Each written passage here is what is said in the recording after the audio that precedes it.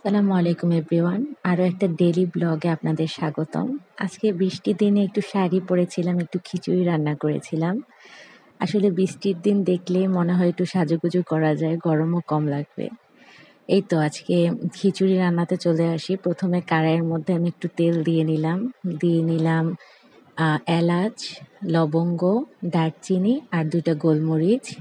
তারপরে আমি এখানে হাফ কাপের মতো পেঁয়াজ দিয়ে নিলাম, আর দিয়ে নিব ৭-৮টার মতো কাঁচামরিচ।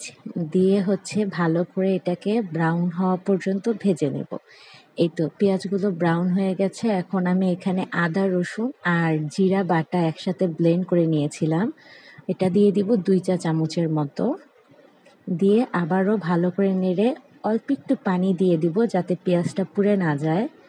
তারপরে আমি এখানে নিয়ে নিয়েছি মরিচের গুঁড়া, হলুদের গুঁড়া আর একটু বিরিয়ানি মশলা। বিরিয়ানি মশলাটা দিয়ে একটু ঘ্রাণ সুন্দর আসে, যেহেতু এটা মাংসের খিচুড়ি।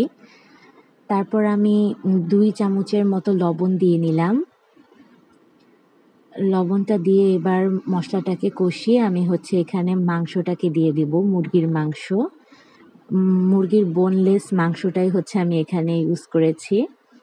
তারপরে মাংসর সাথে মশলাটাকে আরেকটু কষিয়ে আমি এখানে পোলাওয়ের চাউল আর মুগের ডাল আর বুটের ডাল নিয়ে নিয়েছি। এখানে বুটের ডালটা আমি প্রেসার কুকারে ২টা শিষ দিয়ে নিয়েছি, যেহেতু পোলাওয়ের চাউলের সাথে বুটের ডালটা এত দ্রুত সেদ্ধ হবে না, তাই আর কি। তো তারপর আমি চালগুলোকে মাংসর মধ্যে দিয়ে একটু নাড়াচাড়া করে নিলাম। দিয়ে তারপরে আমি এখানে গরম পানি ৩ কাপের থেকে একটু বেশি আমার লেগেছে, ৩.৫ কাপের মতো পানি দিয়ে এই তো আমার খিচুড়ি হয়ে গেছে। এখন আমি নামানোর আগে একটু কেওড়া জল দিয়ে নিলাম ফ্লেভারের জন্য। রেডি আমার খিচুড়ি।